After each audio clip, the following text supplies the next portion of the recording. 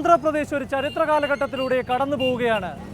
അരനൂറ്റാണ്ട് മുൻപ് ഭാഷാടിസ്ഥാനത്തിൽ രൂപം കൊണ്ട ആന്ധ്രാപ്രദേശ് സംസ്കാരത്തിൻ്റെ അടിസ്ഥാനത്തിൽ വിഭജിക്കുകയാണ്. തെലങ്കാന സീമാന്ധ്ര സംസ്ഥാനങ്ങൾ എന്ന പേരിൽ.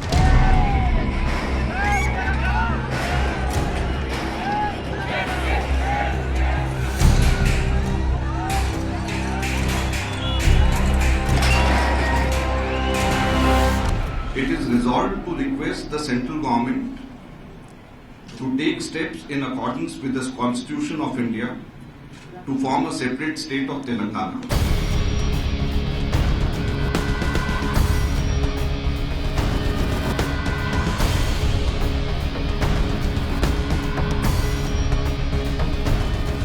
ഭാരതത്തിലെ 29ാമത്തെ സംസ്ഥാനം തെലങ്കാന പിറക്കുന്നു.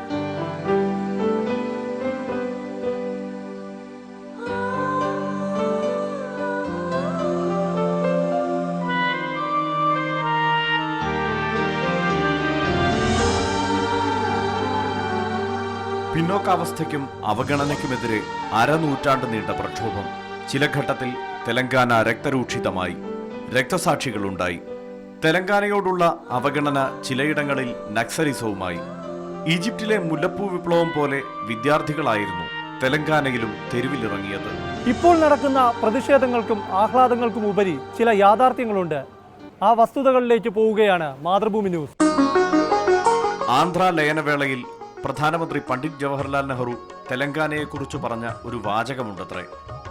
നിഷ്കളങ്കയായ ഈ പെൺകുട്ടിയെ കരുത്തനായ ഒരാൾക്ക് വിവാഹം ചെയ്തു കൊടുക്കുകയാണ്. തീരുമാനം എത്രത്തോളം ശരിയെന്ന നിശ്ചയമില്ല. വിവാഹബന്ധത്തിൽ വേർപിരിയലും സാധ്യമാണ്. യോജിച്ചു പോകാൻ കഴിയാത്ത പക്ഷം തെലങ്കാന ജനതയ്ക്ക് മറിച്ച് ചിന്തിക്കാമെന്നും നെഹ്റു അന്ന് വാക്കാൽ അഭിപ്രായം പ്രകടിപ്പിച്ചിരുന്നതായാണ് തെലങ്കാനക്കാർ പറയുന്നത്. ഭാഷാടിസ്ഥാനത്തിൽ ആന്ധ്ര തെലങ്കാന ലയനശേഷവും തെലങ്കാനയ്ക്ക് നൈസാം ഭരണത്തിന്റെ തുടർച്ചയായിരുന്നു. സാമ്പത്തികമായും വിദ്യാഭ്യാസപരമായും ഭരണപരമായും തുടക്കം മുതലേ തെലങ്കാനയെ ആന്ധ്രയിലെ ഭരണാധികാരികൾ അവഗണിച്ചു. Now what we are seeking is not a new state but revival of a state that existed for 8 years as a surplus state. But after we merged with Andhra and became Andhra Pradesh, we've been discriminated in spite of having all the resources in all aspects of life, with regard to water, with regard to jobs, with regard to our culture, with regard to our language. All aspects have been suppressed and discriminated against, and the fight is not new. The fight is on for the last 5 decades. Now after 5 decades, finally the UPA government has conceded. So therefore we are looking forward to the future with a lot of expectations, lot of aspirations, and we're very hopeful. അങ്ങനെ സാമൂഹികമായും സാമ്പത്തികമായും പിന്നോക്കം പോയപ്പോൾ തെലങ്കാന ജനത മാറി ചിന്തിച്ചു. തെലങ്കാന ആഗ്രഹിച്ച ആ വേർപിരിയൽ സംഭവിക്കുന്നത് അരനൂറ്റാണ്ടിനു ശേഷം TRSന്റെ നേതൃത്വത്തിൽ വിവിധ സംഘടനകളും രാഷ്ട്രീയ പാർട്ടികളും ഏറ്റെടുത്ത ഒരു വ്യാഴവട്ടം നീണ്ട സമരത്തിനൊടുവിലാണ്. Today we are very happy that the decision on Telangana has come. The much awaited decision for so many decades by the people of Telangana has come today.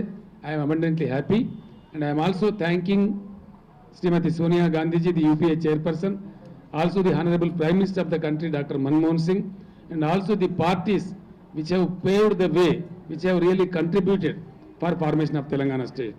So many parties, I can say 32 parties previously, they have given their written support, their consent in the shape of letters.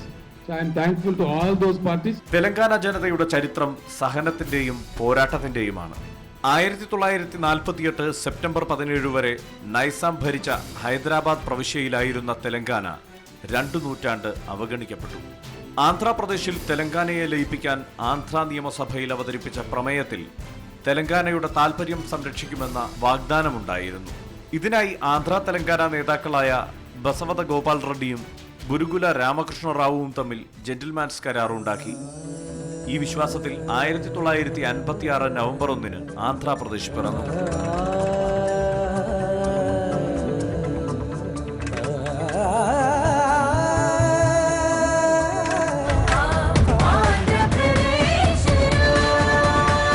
ശരിക്കും പറയുകയാണെങ്കിൽ ഈ 1956 മുതൽ ഇതിൻ്റെ അതിർത്തി തുടങ്ങിയതാണ്.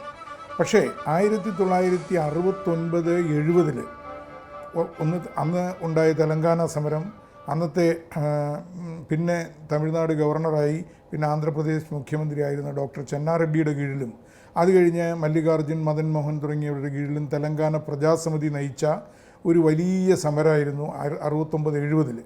അത് അന്നത്തെ പ്രധാനമന്ത്രിയായിരുന്ന ഇന്ദിരാഗാന്ധി ചെന്നാറെഡ്ഡിയുമായി ഒരു ഫോർമുലയിലെത്തി അത് ഒരു വിധത്തിൽ ഒതുക്കി തീർക്കുകയായിരുന്നു.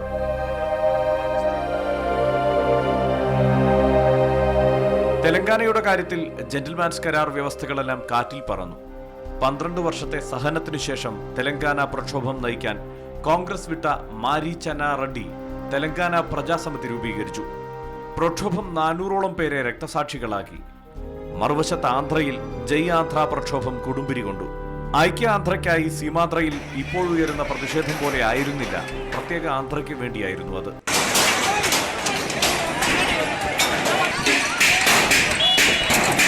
तेलंगाना सीमांध्रा सरकार एरिया नहीं करना, ओनली वन आंध्र प्रदेश रहना.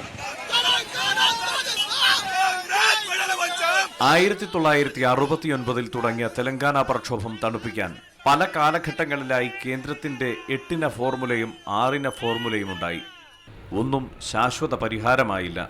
1999 തെരഞ്ഞെടുപ്പ് കാലത്ത് തെലുങ്കുദേശം പാർട്ടിയെ നേരിടാൻ തെലങ്കാന ഭൂതത്തെ തുറന്നുവിട്ടത് കോൺഗ്രസ് ആയിരുന്നു. Telangana was not formed when we formed 3 new states. It was only because of our respecting one of our coalition partners' views. Otherwise we would have done it even then. പാർട്ടിയുടെ നിലപാടുകളിൽ അസ്വസ്ഥനായി TDP വിട്ട കൽവകുന്തള ചന്ദ്രശേഖര റാവു തെലങ്കാന ഏറ്റെടുത്തു. തെലങ്കാന രാഷ്ട്രീയ സമിതി രൂപീകരിച്ചു. തെലങ്കാന സംസ്ഥാനമെന്ന ഒറ്റ agenda party. രാജ്യം ശ്രദ്ധിച്ച, കേന്ദ്രത്തെ സമ്മർദ്ദത്തിലാക്കിയ ഒരു വ്യാഴവട്ടം നീണ്ട പോരാട്ടത്തിന് ഒടുവിൽ സംസ്ഥാനം. From 2001 onwards, in the leadership of KCR, when TRS party is formed, since 13 years, TRS party is only party fighting for Telangana. There is no compromise with anybody. In the leadership of KCR only, in Telangana issue was gone up to national, international level. In the national level also, not only one party, there are 36 parties have given opinion in favor of Telangana.